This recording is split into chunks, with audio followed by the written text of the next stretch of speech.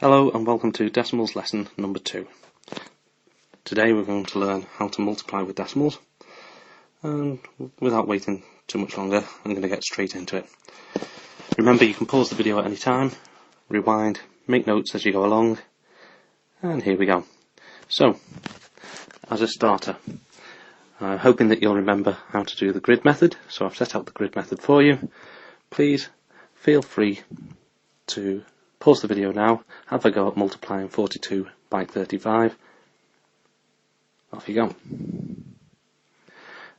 Now, remember 40 and 2, because we're splitting up the number, and then 30 and 5.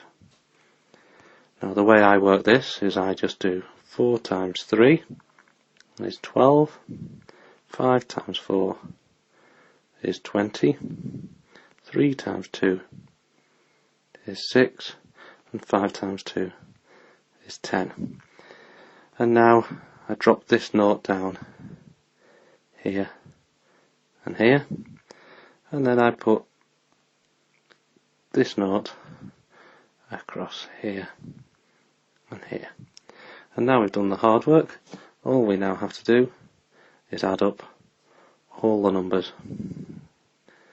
in here. So, depending on how you want to go about it, some people add across, some people add down. I'm going to add down.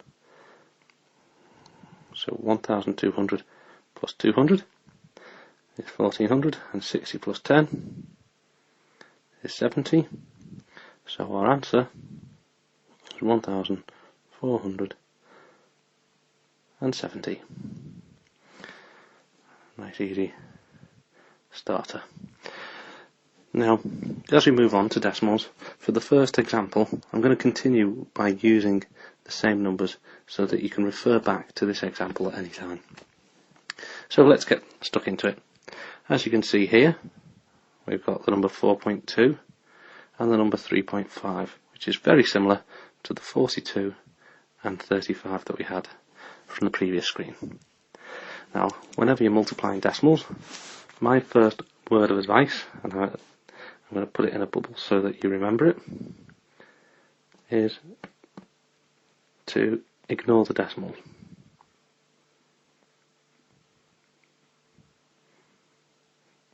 Okay. So in this case, this number would be 42, which we will write as 42, and this number would be 35 if you ignore the decimals.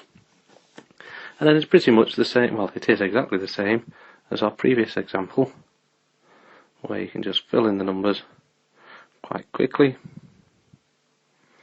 and then just drop your noughts in.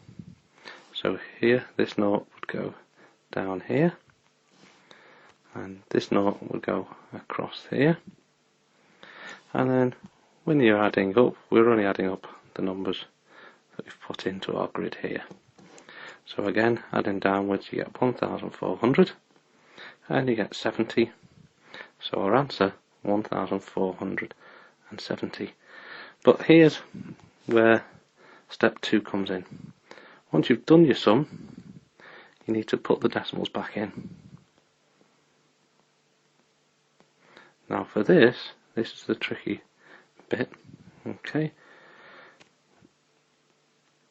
When I say it's the tricky bit, I just notice that if I look at our question, this number here, the 4.2, has just one number behind the decimal,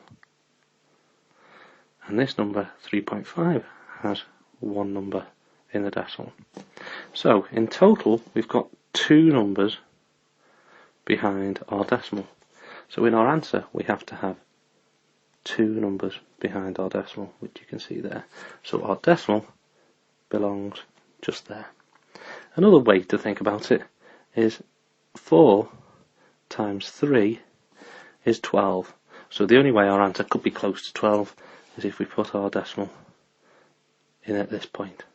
If we put it any further back, it would be 147 or 1470, or any further forward, and it would be 1.4, which is too small. But just to clarify, we'll have another example now. This time moving away from those numbers.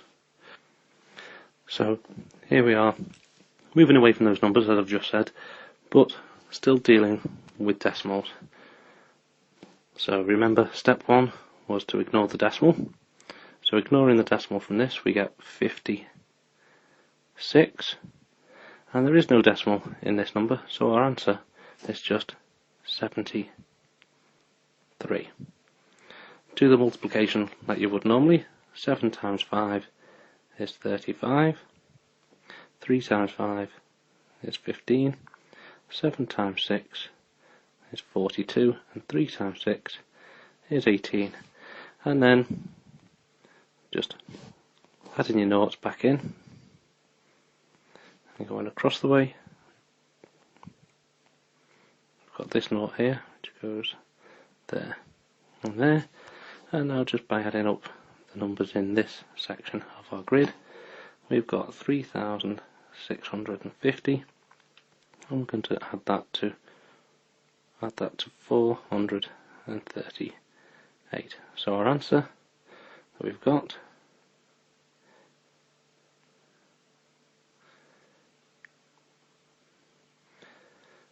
is 4,088.